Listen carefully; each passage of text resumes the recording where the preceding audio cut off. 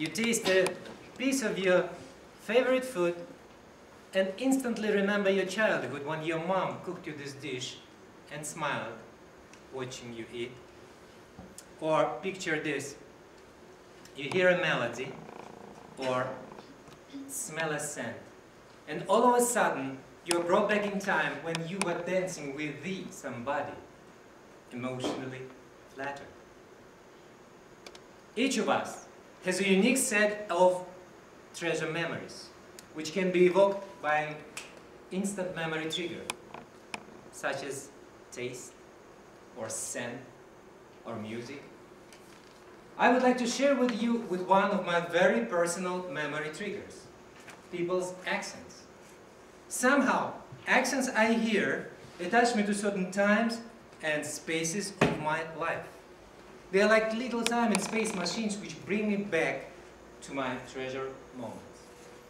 1998. I came from the US to Bratislava for my internship. I was full of American slang, a bunch of calls and likes and "are you kidding me?" And then suddenly I noticed that some colleagues behaved quite cold to me, especially Stanislava, the chief accountant. I physically felt she didn't like me. Then one day, at certain occasion, I thanked her for something and she said, "My pleasure." I said, "What? My pleasure? Does that mean you're fond of British language? Or if you or anyone else feels like speaking a bit of British to me, I'm sure it won't do any harm. I'll be deeply, deeply, deeply, deeply happy about it." After this comical excerpt, no problems with Stanka whatsoever. Afterwards, another colleague, Slavomir, explained it to me that if you speak American English in Europe, you might be perceived like shit, he said.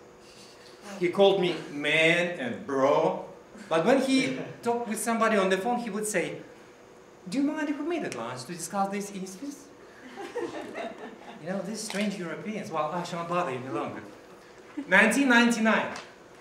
I was about to leave the US after graduation and was selling my personal belongings to clean up an apartment. You know that. And that was one strange day when only buyers from Kenya came. First came two bachelor students. "Sir, we are young students from Africa. We don't have much money. Why don't you sell your stereo for 30 bucks? Well, I sold them for 50. Then two PhD students came. And I offered them everything for a very good bulk price. And one of them said, "I think it's a good price. We're not going to find it anywhere else for better price. But take it." Well, then they bought it all. Then I offered as a bonus my old winter boots. I was going to throw them anyway. But this person was so impressed by my generosity. He said, "Sir, thank you. God bless you." And he imposed a sign of Christian cross over me.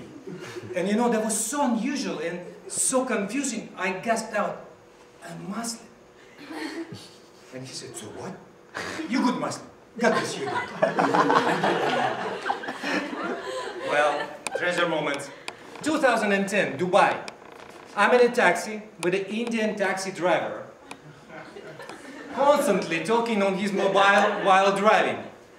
I finally got irritated. I said, "Sir, could you please stop talking on the phone? It is not safe." He turned to me with a huge surprise. "Sir, I'm wanting to talk to my mom." It's been a long time I haven't talked to her. "Sir, you don't worry, sir. You know, everything will be just fine." And then somebody intercepts him, "You bloody bastard." And then again to me, "Sir, I'm a good driver. Don't worry, everything will be good." Usually, Indian accent causes smile and laughter. But occasionally, it can be weapon too. 1999 and Bratislava again. I'm walking on the street peacefully, and all of a sudden, 5 local teenage girls approached me and started mocking me. They thought I was Chinese and started talking gibberish, something like, "Oh, no, no." Okay, presumably Chinese, they thought. I swear, I smiled to them first. Well, I used to be a teenager too, trying to act cool. But these girls went on and on mocking me. And I had to do something. So, I switched to my Karaganda mode, as I said. And I said something which can be easily translated as, screw you. Well, 4 of these 5 girls, they got the message and stepped back. The last one was the bravest. And she actually accidentally was Indian Slovak. She had this Indian definite look with slightly diluted by Slovak genes. And she was unstoppable. She continued stalking and mocking me, and I had to stop her. I turned to her and said, what is your problem? Why don't you mock your mother or father? Who are they? Indians? Pakistani? And I started shaking my head like this. And bottle twisting my head like that. Just mocking Indian cow. I'm not proud of doing this. But I had to do something. I wanted to deliver a message. Don't mess up with me. Well, I wish I had more time to talk about my recent dinner in Istanbul with Paolo Ficini. Uomo elegante. We started with conventional international English, as I'm speaking right now, slightly American. But in a couple of bottles of wines, all of us started to talk like Paolo. We started to pronounce everything.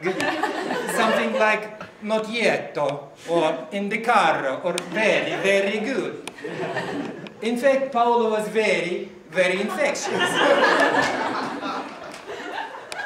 In conclusion, I would like to say that accents can be memory triggers, as they are for me, but they can be also doors to different cultures or different societies, or weapon, or entertainer, or language skill, or a simple friend maker. Use it if you can. It's a very good language practice, but not only. It's a sign of uniqueness which can enforce your identity in this identity-diminishing technological era. Thank you very much.